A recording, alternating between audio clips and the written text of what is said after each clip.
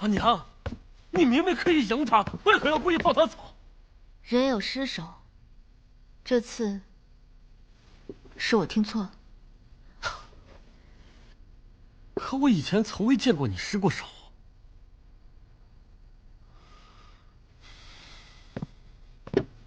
难不成此事又与那赵无咎有关？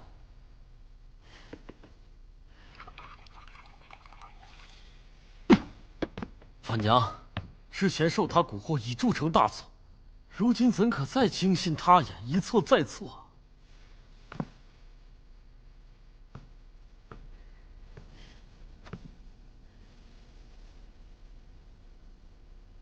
切莫坏了这生死局的规矩。可是你有没有想过，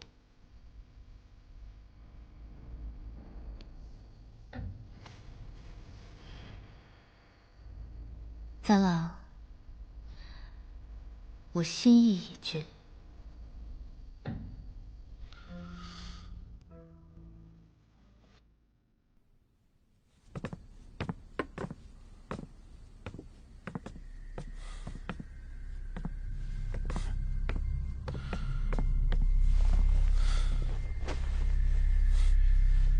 没想到堂堂雀蛇大人，竟然会言而无信。让你带走所有人那是不可能的，不过，我们可以给你一些金子，让你能够舒舒服服的去到第4层。我必须带他们离开。你别不知好歹！三郎，你先出去，我单独和他讲。阿娘，我叫你出去。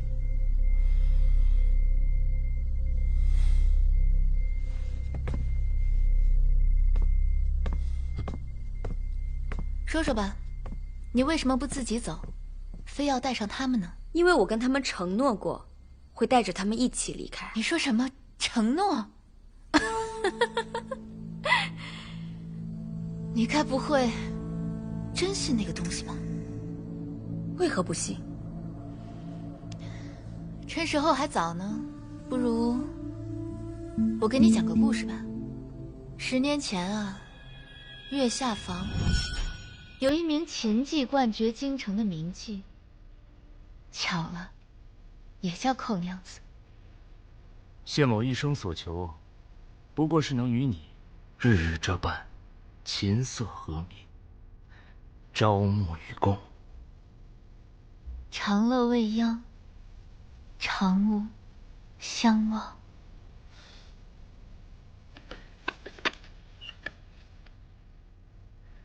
有佳人如此，此生定不相负。得君此言，妾身万幸。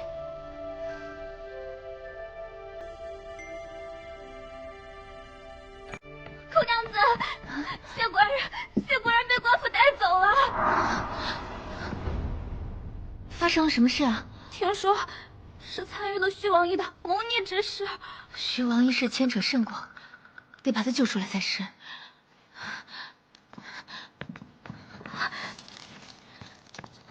这些你先拿着。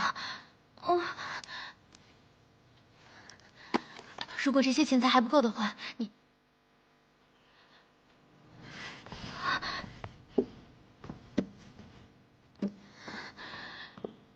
你就把这把琵琶当了吧。寇娘子，这把紫檀琵琶是您最宝贝的东西，没了它您用什么呢？现在管不了这么多了，快去！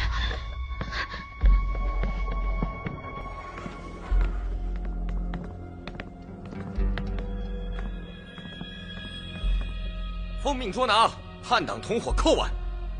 寇娘子，跟我们走一趟吧。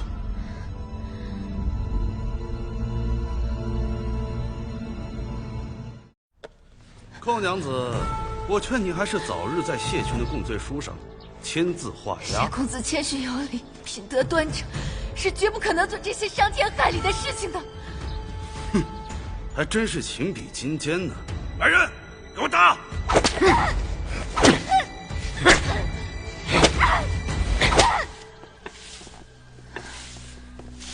！8年之后，虚王一事平定，寇娘子被放了出来，但是她饱受酷刑折磨，已满身伤痕，落下病躯。干嘛你？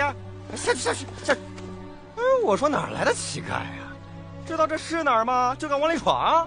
我来找谢权，谢官人。我们家谢大官人已经入赘公主府了，不住这儿。我说你一个臭乞丐，也不撒泡尿照照，这驸马爷也是你能求见的？什么时候入赘的？赶紧滚！哎呀，吵吵什么呀？吵吵什么？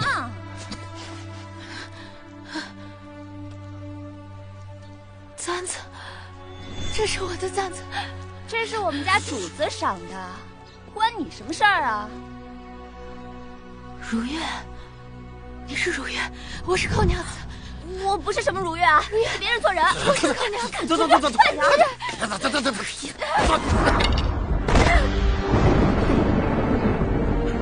站不开呀！快走，别动了，先生。谢权为了从虚王一事中脱身，最终选择入赘公主府，而寇娘子那些积蓄也被自己的丫鬟骗了去。可怜她入狱这半年，竟一直傻傻信守着那些所谓的承诺。你会不会觉得呀，这个寇娘子啊，是世界上最傻的女人呀？那我想知道，那个负心汉，还有那个薄情的丫鬟后来怎么样了？哦，有一年的正月15啊，有人在城里的各个角落里看到了谢驸马，还有如月断掉的胳膊、腿，还有头颅。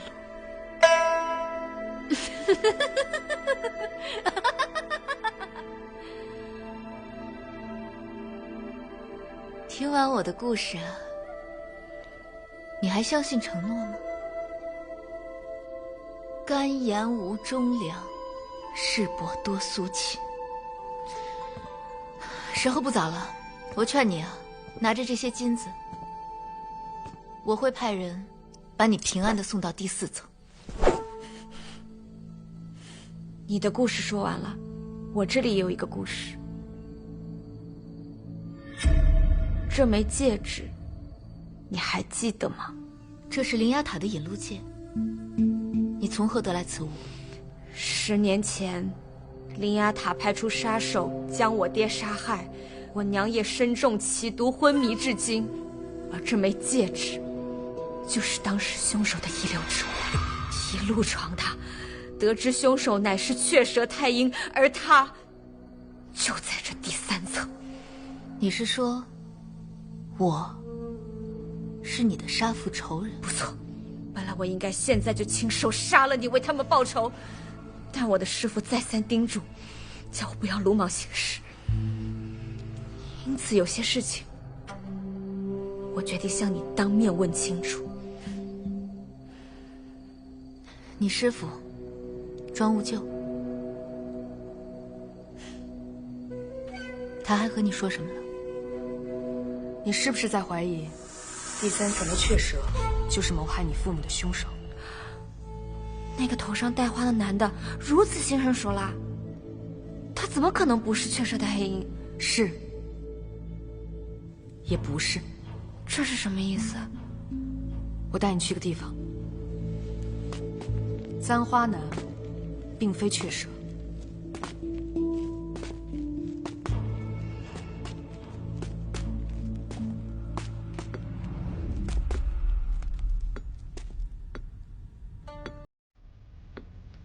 我来过这里，这不就是农业女囚铸币的地方吗？没错，仔细看。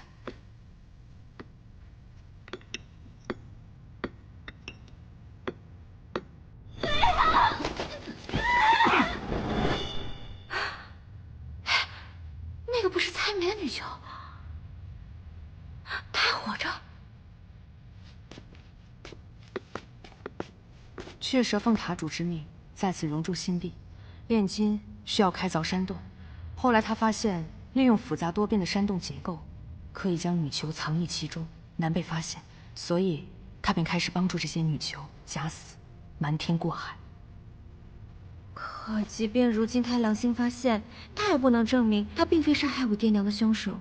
整个3层，有此能力者，除了雀蛇，更无他人了。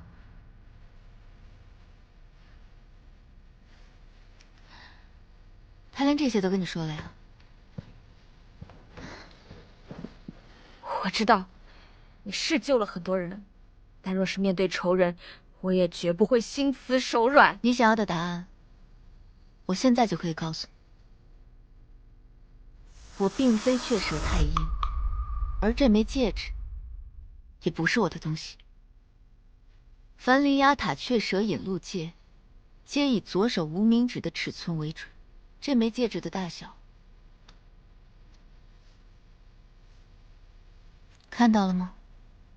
说明戒指主人的手指比我纤细得多。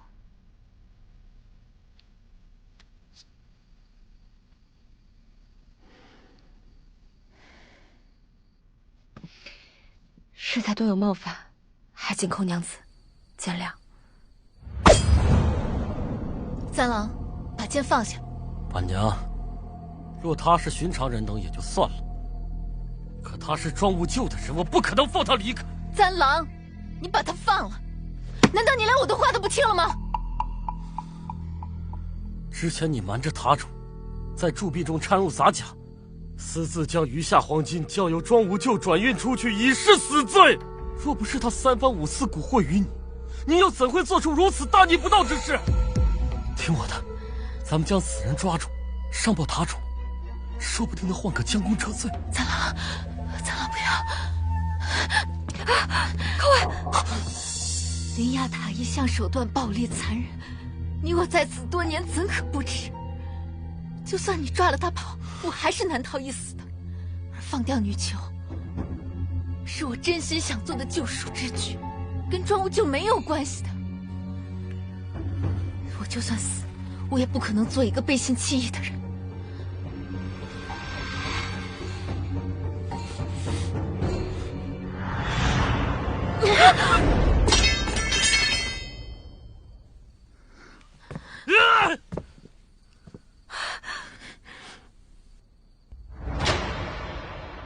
不知主人连夜传召，所谓何意？这里有2箱金子，这一箱是我之前封存的，这一箱是你前日送来的。属下愚钝，不解主人用意。那你给我看好了。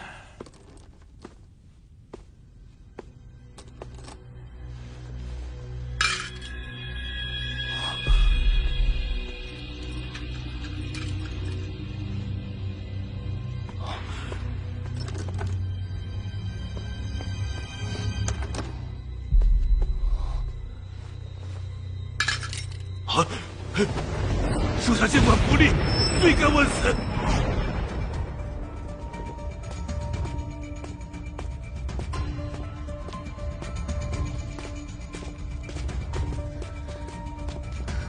怎么了？金币掺假之事已被发现，塔主马上就会来问罪。后面的事情我已经安排好了，你快随我离开。我不能走，我如果走了的话，台主会把所有的事情全怪罪在三郎身上，而且我们那些费心藏匿起来的女囚也难逃一死。我必竭力周旋，护大家周全，可你若不走，便只有死路。庄无咎，对不住了，这针会让你晕睡片刻。庄无咎，此番我断不可能全然而退，只有我死了，才能保全你们。你我还有未尽之事，你不可。庄无咎，答应我，那些我们藏匿起来的金币你一定要收好。还有，如果有朝一日，那些女囚能活着走出灵牙塔，他们就拜托你了。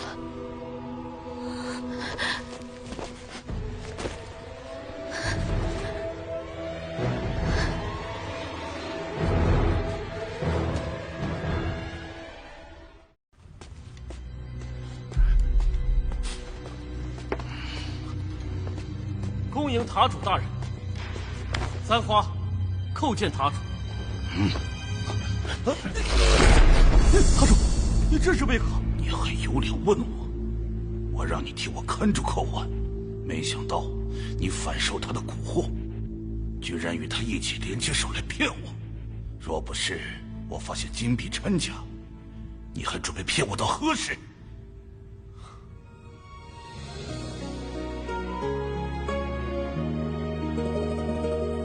笑若山水泪痕，昨夜梦回人寰君。小楼月，冷人闲老，红雕上是你不为。风吹发丝乱飘舞，空山暮雪暗如土。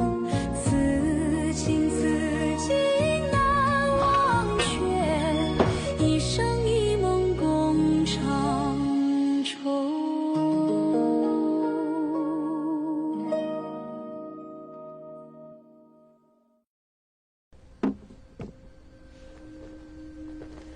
塔主，你还知道叫我一声塔主？多年前，多亏塔主帮我杀了谢全和如月，否则我早已曝尸街头。此等恩情，寇婉难以为报。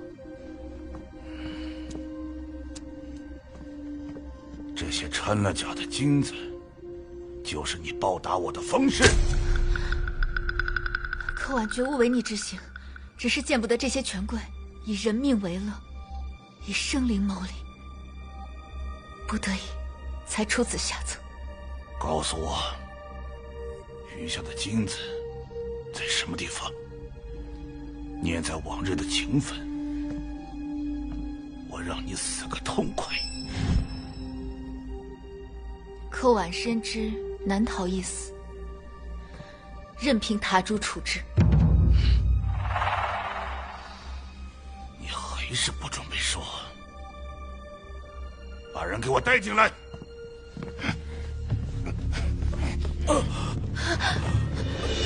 塔主，此事与他无关，却是寇婉一人所为，还请塔主不要滥杀无辜。再问你一次，我的金子呢？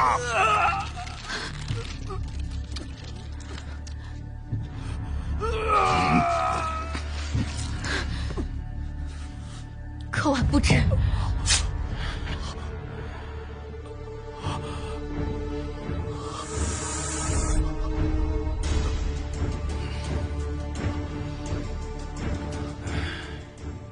既然如此，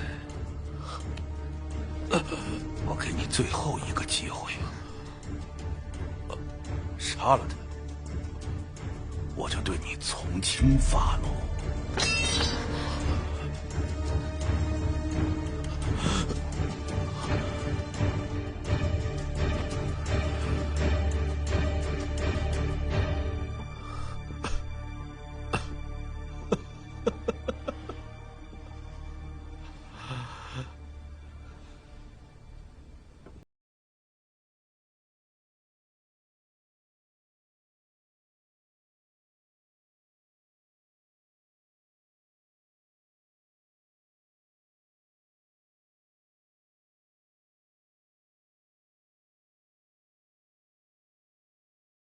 无终始，世薄多苏秦。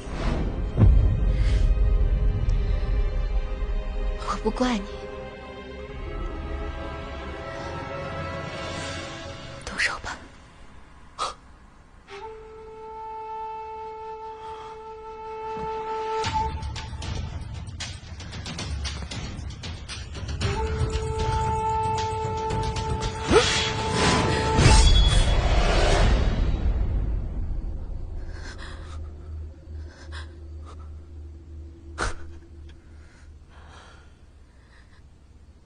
你自己过得那么辛苦，叫我怎么忍心让你一个人离开呢？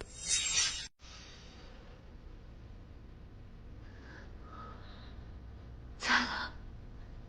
我记得你之前说过，若背信弃义，苟且偷生，那与那些阿杂败类有何分别？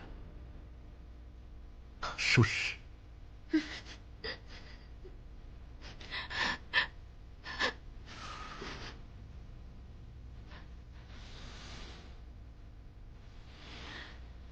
天狼，岂有此理！你们是都不想活了？放住！您的养育之恩，簪花只能来世再报。你要干什么？婉娘，以前从未听过你弹过琵琶，方才一听，果真是清情动人，天籁绝响。此生能够听你弹奏一曲，我没有遗憾。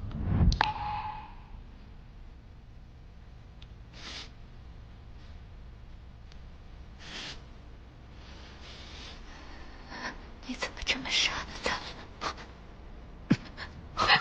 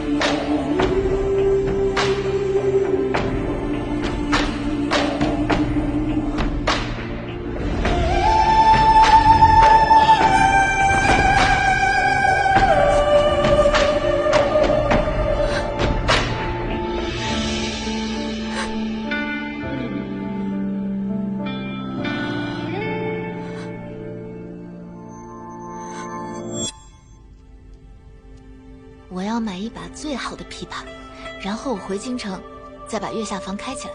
我要告诉世人，后娘子又回来了。那你呢？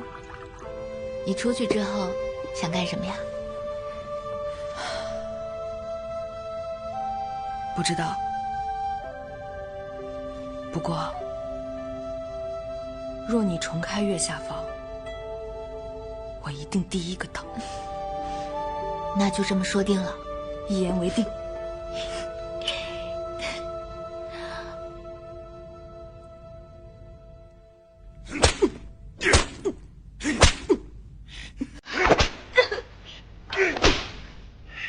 寇婉这事你到底知不知情？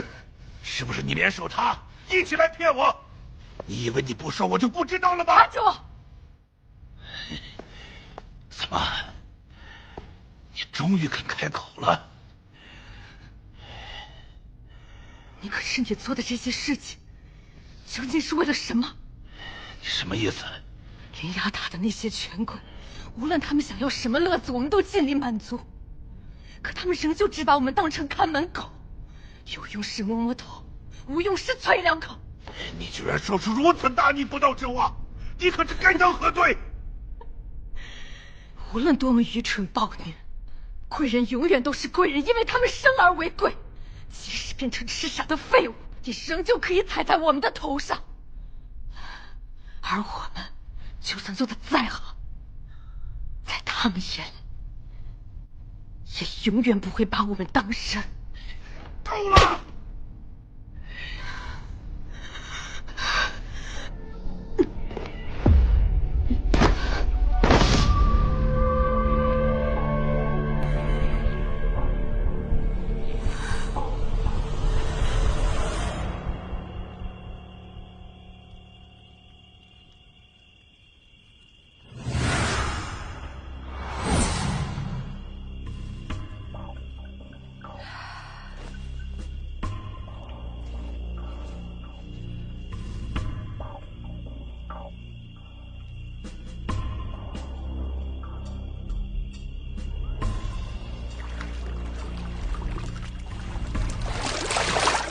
虽然我不确定，但是听你的描述，那个人应该是他。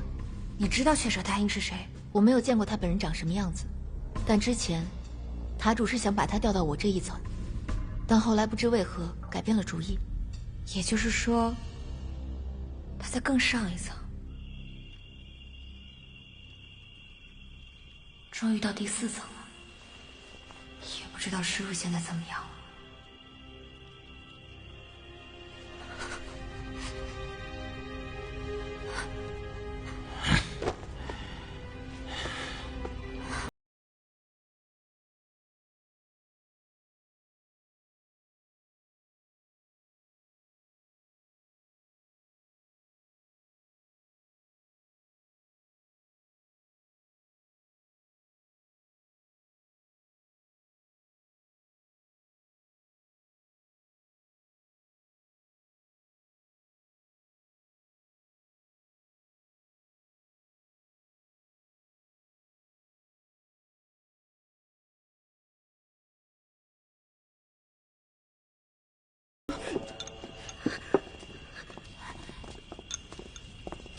谢谢。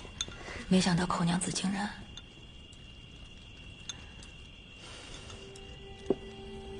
真是好人不长命啊！我和师父同样杀过那么多人，那我俩到底算不算是好人呢？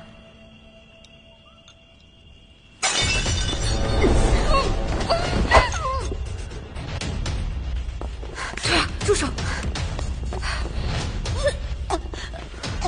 江南，阿曼，你疯了，杜雅！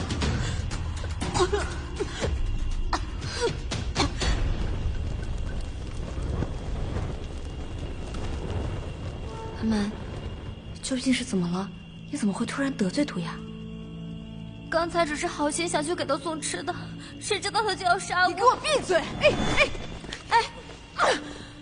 他碰过的东西，我才不要呢！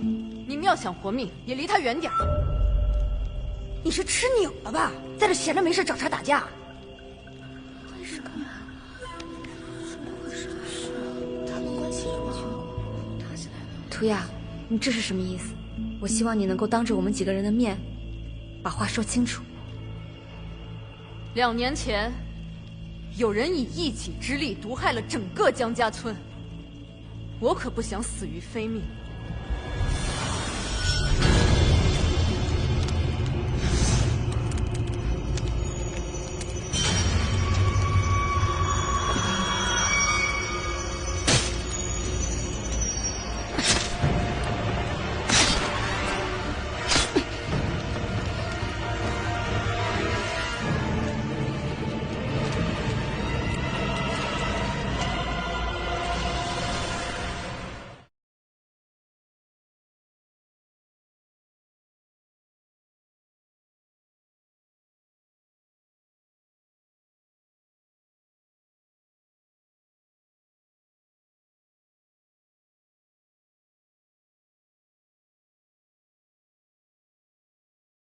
怒了吗，杀人魔？你胡说！不是我！别逼我！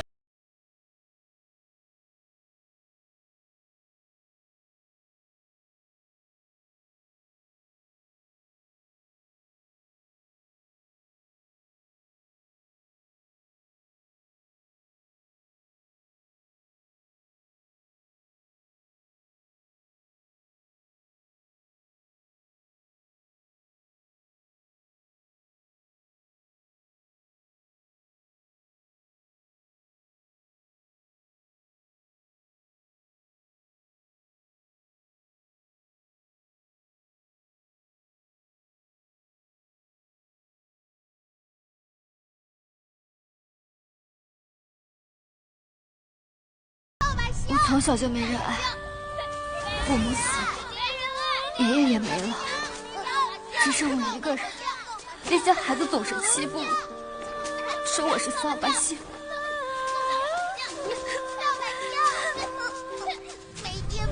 大人们冷眼看着我，连偷一个馒头都要被骂。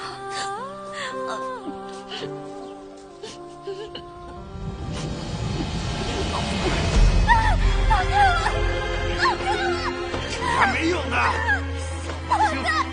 现在然都得给人用，是给我用啊！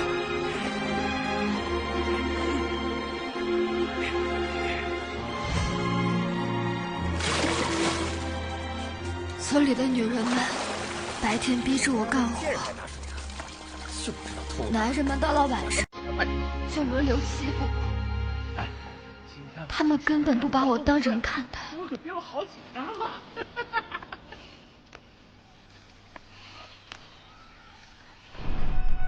于是，我在井里下了毒，并亲手杀了全村的人。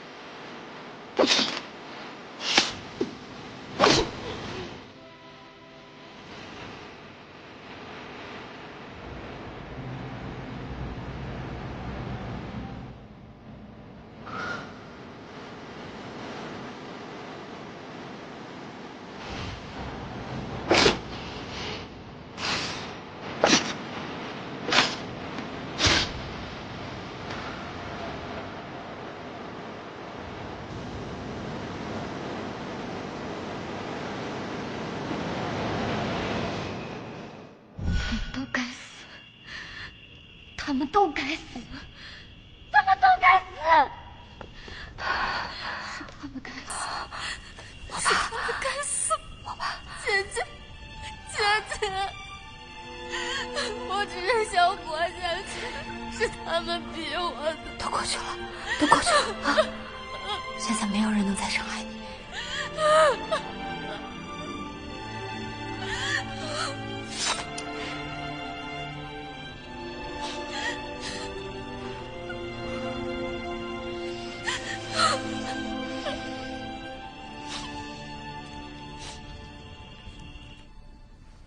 启禀塔主，寇婉和簪花的尸体已全部找回。他们二人虽然犯了滔天的死罪，但也毕竟跟了我这么多年。你找个隐秘的角落，替我将他们二人厚葬吧。是。五舅，你的伤怎么样了？承蒙塔主关心，已无大碍。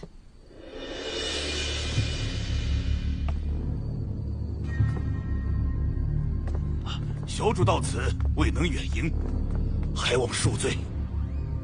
不必拘礼，久闻灵牙塔盛名，特地前来开开眼界。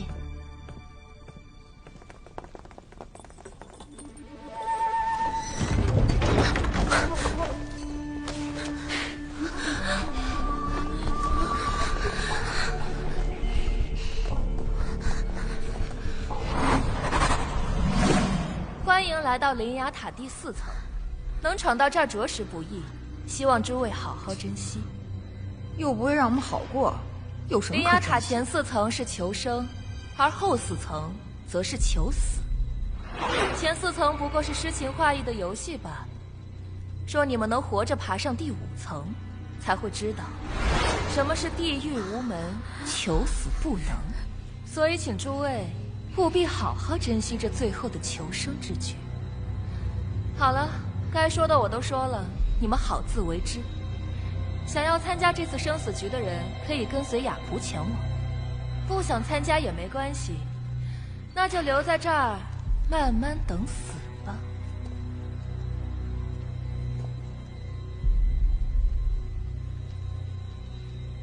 你们少废话，都一起走到这儿了。要是没有我们，说不定还走不到这儿。嗯，走。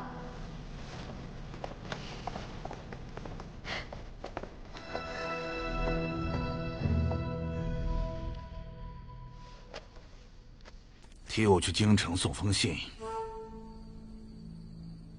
可我是1层雀舍，塔内还有……塔内的事，你不必操心，我自有安排。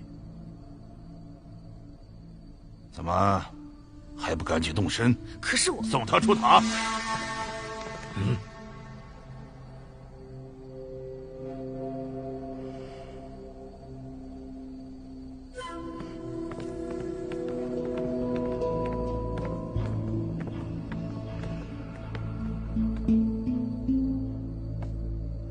无咎，我已经知道，接下来的事情，你尽管放手去办。塔主放心，我定让他生不如死。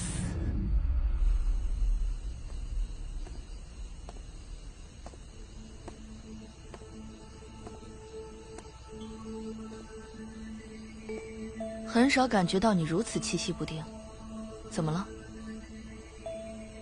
塔主忽然派我出去送信，我有点担心。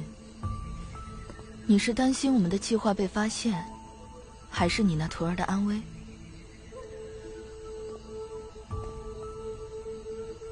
都有。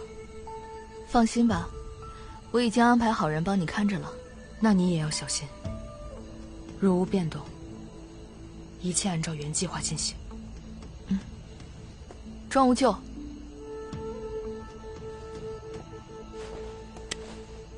我希望你以大局为重。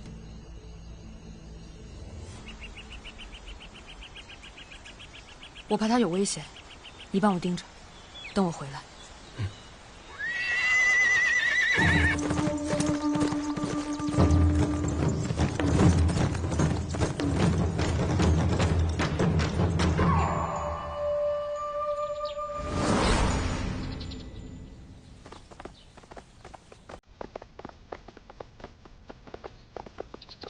这莲芽塔也太会玩了吧！先是村庄，再是书院，又是洞穴，这会儿又到花楼了。这些花也太好看了，这些不会就是胜出的人吧？琴棋书画，还有射啊！诸位，久等了。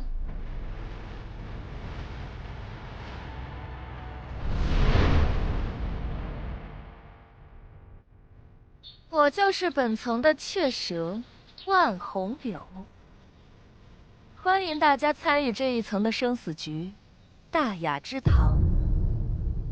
大雅之堂又是什么？别急，待我细细与你们说来。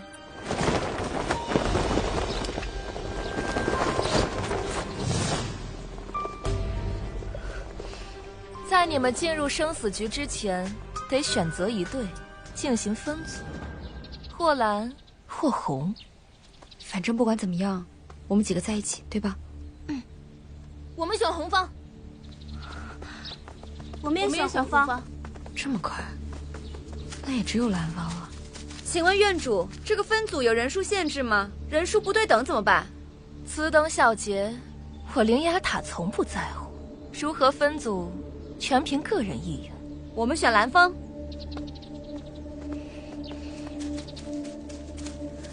其实我刚刚就想选蓝色了。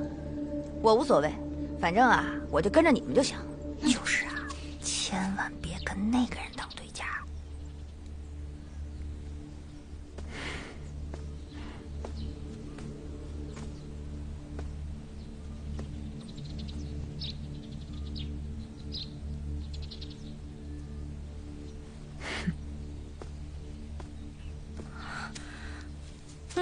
算你识相，知道呀，还是我们厉害。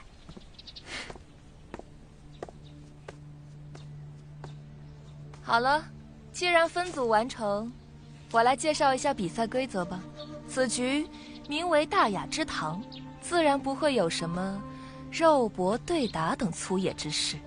本局分为3场，1比舞乐，2比诗棋，3比射礼，3者赢2，即为获胜。获胜者全员皆可升至第5层。就是跳舞或者下棋，这听起来好像也不难啊。是啊，好像也不比之前的几层那么骇人恐怖了。这是生死局，绝不可掉以轻心。知道了，知道了。有件事忘了跟大家说了，本局有个独特之处，那就是本雀蛇会亲自下场。雀蛇亲自下场？那请问万院主，你在哪一队？自是红队的队长。凭什么？这也太不公平了！还望诸位多多指教。对啊，时间不多了，赶紧去西院，与以前的队友会合吧。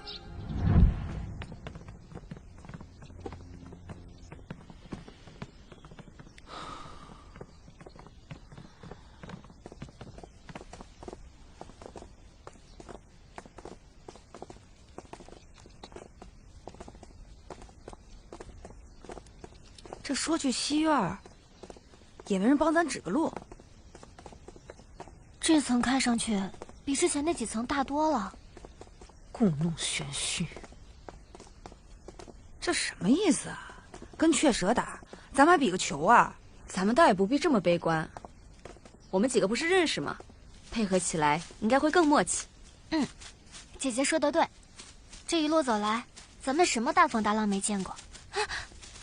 哎，不是说这西院有咱们队友吗？我怎么一个人都没看见啊？叔，我这快不行了。队长，你这，我这还没开始比赛呢，我就已经……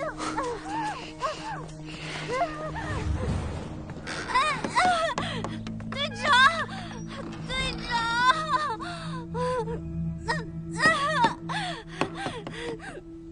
我这快不行了。队长，抬头。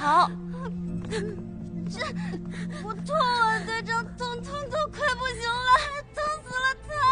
哎呀，不用力不行，你的身子太僵硬了，这样下去我们怎么办啊？你们是新来的？是。太棒了，太棒了！各位模样不错，而且身材也好，一看就是能唱能跳的。你是队长？我叫齐松月。你多大了呀？接机了吗？趴下来继续。我是他们几个里面最同音律的。如果你们比我厉害，队长也可以让给你们。我们初来乍到，肯定没你对这里熟悉，还是你来吧。咱们都是苦命人，不分大小，彼此相互照应便是。那你们刚才这是在……哎呀，你不知道吗？第一轮比的就是5月，大家一起合跳一支舞，中途要是谁做错了，最后输了还会被受惩罚。上一次我们输了，被带走的几个人，至今都还没回来。哎呀，你继续往下压呀！可是万院长也没跟咱们说呀。我就说嘛，那个万院长最阴险了。那怎么办呀？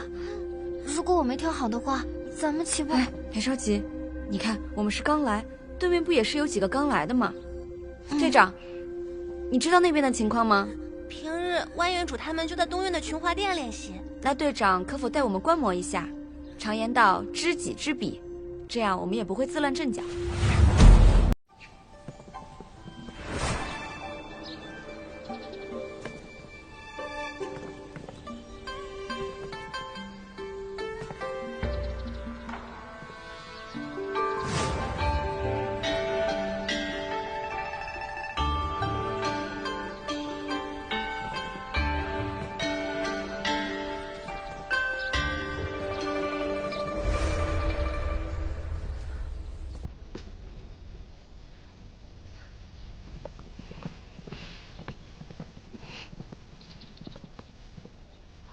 我看他们这样子，好像也没比咱强多少啊。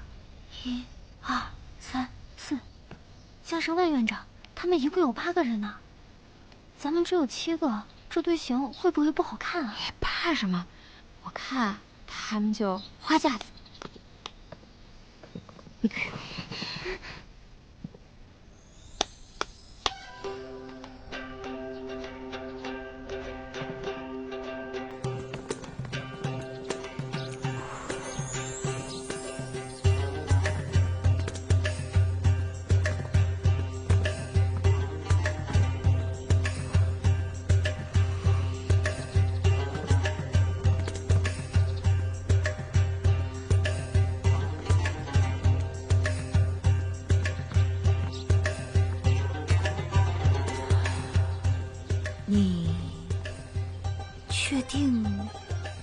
是花架子，凭实力，我们恐怕很难赢啊。我看呢是输定了。我看那两个人怎么有点眼熟啊？我看着也有点。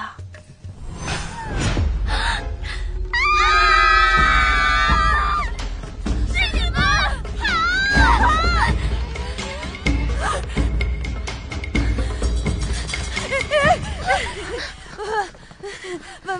万院主，想看就大大方方的看，何必这般鬼鬼祟祟呢？院主，他们向来如此，不守规矩，一肚子坏水。二位别来无恙啊！没想到又在这里遇到了你俩，那还不是多亏了你没写名字，才能让我们拿到魁首，顺利来到此处。你们俩呀，还真是得了便宜还卖乖，不感恩戴德就算了，还落井下石。院主，他们不知羞耻前来偷看，此等偷鸡摸狗之辈，理应受到惩罚。就让我们替院主教训他们。谁敢动手？你是谁？居然敢携带利器，胆敢在院主面前行凶！涂鸦，不可！你们要是继续纠缠，我绝不客气。涂鸦，院主。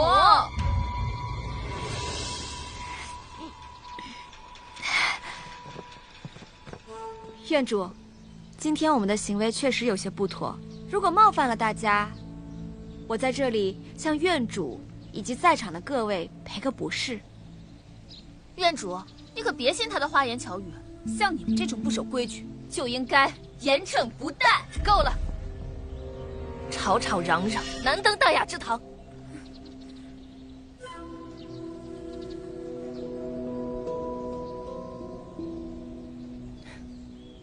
既然他们已经道歉了，我们就不跟他们追究了，抓紧时间去准备比赛吧。院主，我说散了。是。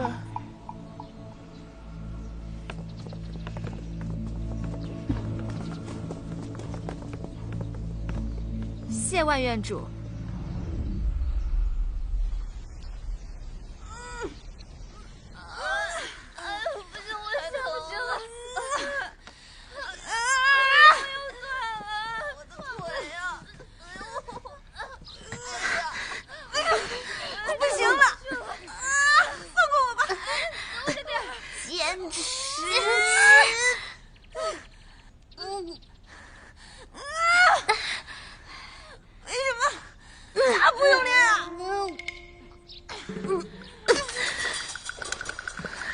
对于习武之人而言，这些都只是基本功。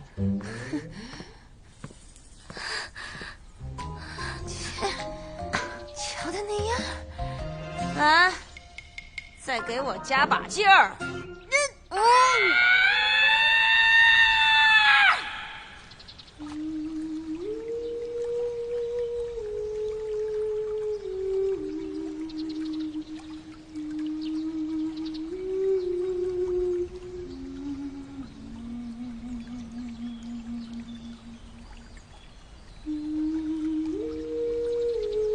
这是你家乡的笛子吗？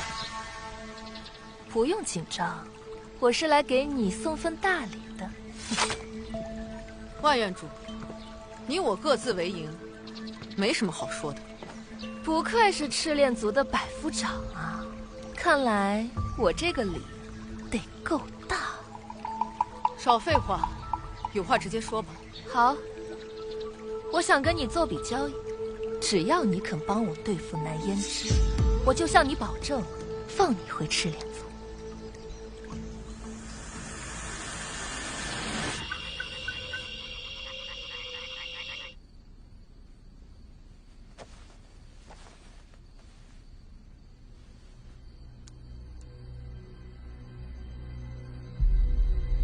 凡灵牙塔雀蛇引路戒，皆以左手无名指的尺寸为准。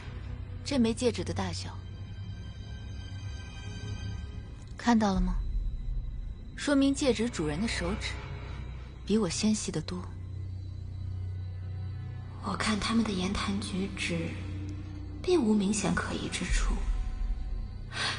可是师父说过，不能轻信任何人。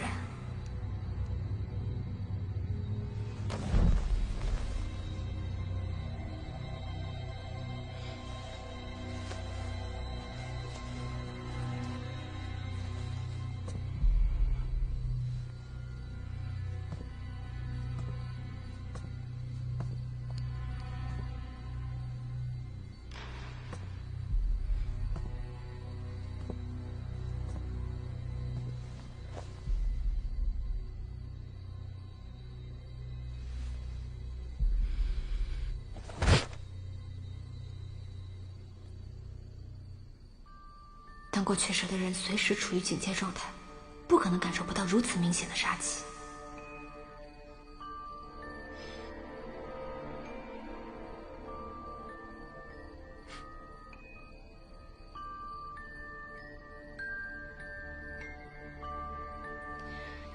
难道他在红方那边？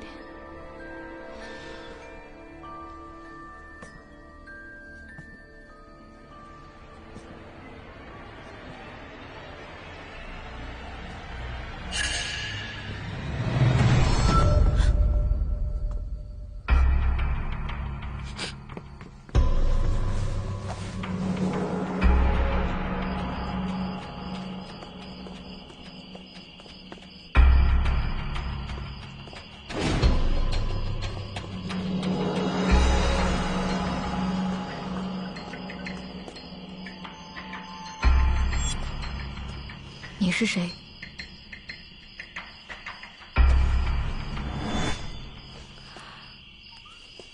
师父，你怎么来了？塔主突然命我助他送信，我有种不祥的预感，怕有人对你不利。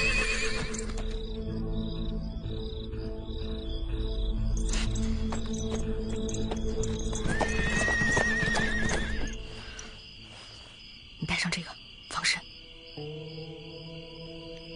这不是我送你的千丝镯吗？究竟是怎么回事？我还在查，但同时我也会保护你安全的。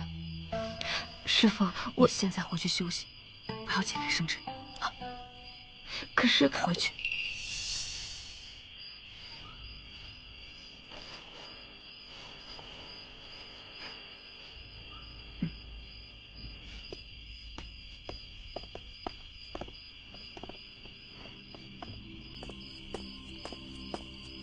那言之，没想到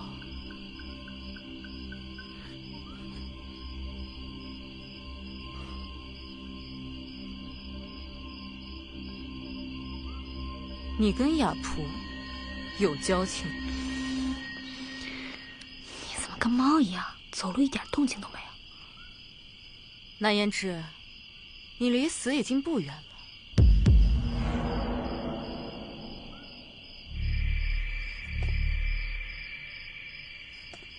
要杀我？要杀你的人不是我。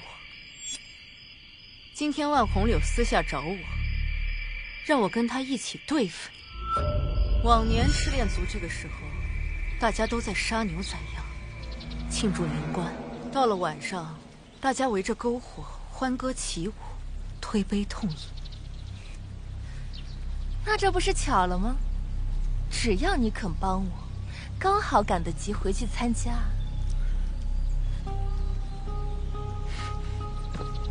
只可惜，他们都已经不在了。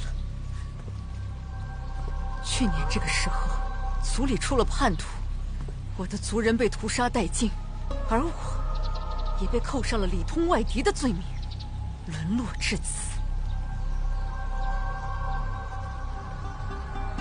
所以，我这辈子最痛恨的就是叛徒。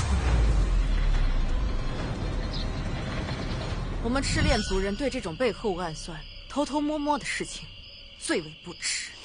涂鸦，我就好了，此地不宜久留，我们快点回去吧。涂鸦，谢谢你。我说过我们会一起出打的，我们一定会出去的。先过了明日生死局再说吧。你身经百战，自是明白，不到最后一刻，我们都会有机会的。机会，在我手里，你们半点机会都没有。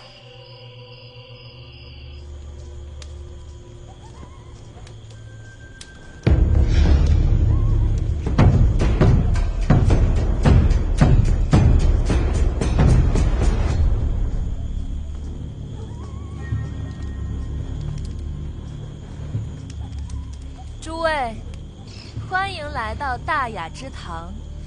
第一轮5韵，红蓝双方根据规定曲目完成一支舞，双方根据表演的好坏程度决出胜负。第一轮正式开始。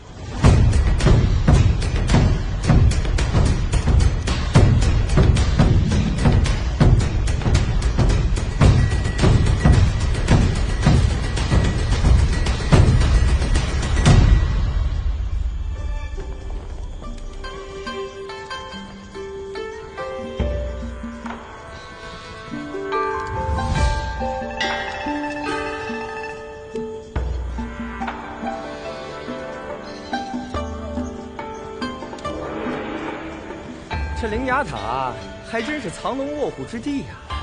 瞧这些美人跳的，个个风姿绰约呀。那京城月下坊的花魁们也不一定比这跳得好啊。我看也是，红方啊，赢定了。小主，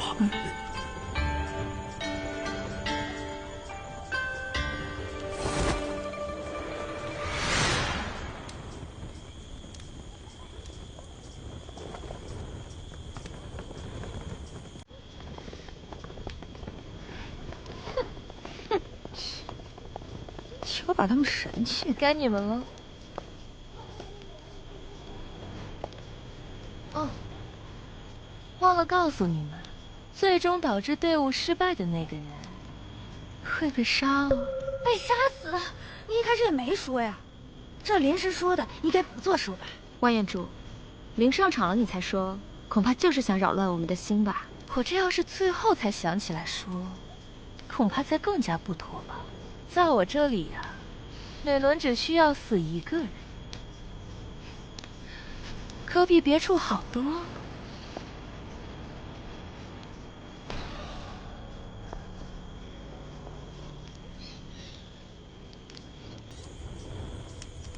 坏了，第二个动作什么来着？哎呀，刀姐姐，你别说了，你说的我都忘了。队长不就在前面吗？跟着队长做吧。